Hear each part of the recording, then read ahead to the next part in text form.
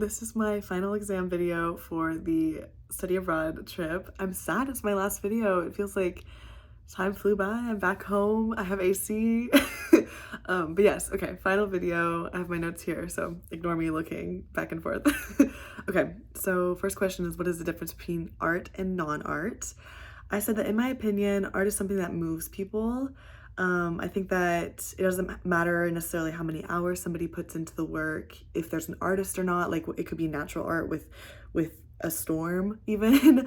I just think that if art can, like, if something changes your life, or if it makes you stop and think, question something, I think anything could be considered art if it really makes you kind of change your way of thinking. And yeah, if it makes you stop just for a second and think, what am I doing differently? How does this change my life? I think that can be art. So anything can be art, in my opinion.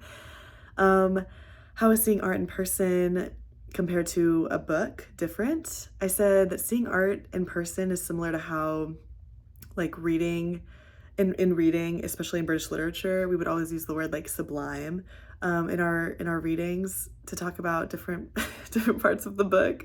And I think the word sublime really captivates that well, because I just feel like being up close and personal with artwork, I just feel so much more connected to it, and like I really appreciate it compared to a textbook. There's certain like details and even like emotional connections that I wouldn't make in a textbook. So yeah, I feel like there's, when I'm in the same room as it, I also feel like I'm connected to whenever it was created.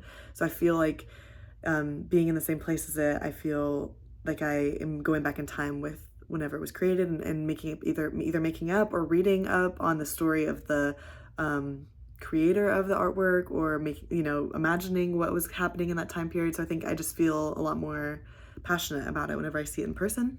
So what do you think about people risking their lives for the artwork? I saw the fact that people risk their lives just shows how life-changing all these art pieces were. I think that it's really timeless and shows that their themes in every single piece of art that we saw just make people the best versions of themselves, in the fact that people feel brave enough and bold enough to remember that nothing is impossible.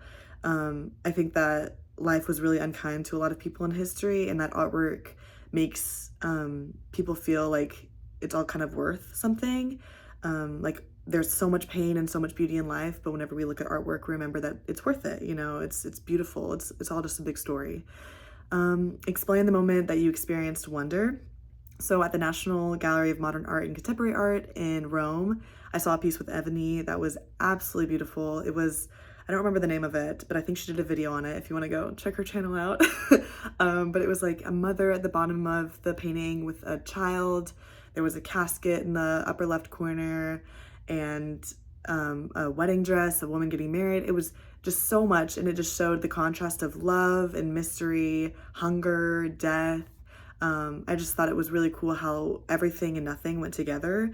And both of us had never been people that like really analyze artwork, but we sat there for probably 30 minutes talking about it, and everybody's little story, every single character's story in the art piece. I even came home and showed my mom a picture of it. So I just thought that was really cool, that it was like art changed me in a way. That was really cool. And then, how do I think this trip and my experience will affect my future, and why?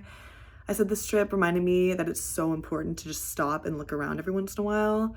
I think we all get really caught up in milestones, like hitting graduation, getting married, having kids, being role models for our kids, just the small thing, or big moments in our lives, that we forget the best parts in lives are the least expected ones. I remember Dr. Davidson told me that if everybody's walking one way, turn around and walk the other way, because that'll give you the best stories. And I 100% agree. Whenever we were on day trips, people would all be going one way to, whether it was in Vienna or Florence, or even just to get lunch. I remember I would turn around and go the other way, and it was those times that I didn't have a GPS, I didn't know what was happening, that were my best memories. So I just think that's really cool, and that I learned that from this trip, and that those memories will make me so much, or they made me so much more mature, but they will just help continue to make me the best version of myself. And so I think that's really cool to like carve my own path, and I am doing this because of this trip. So anyway, sorry this was a long video, but that's all I have for today. Clocking out for my Rome, Vienna, and Florence videos. It's been fun. Mwah.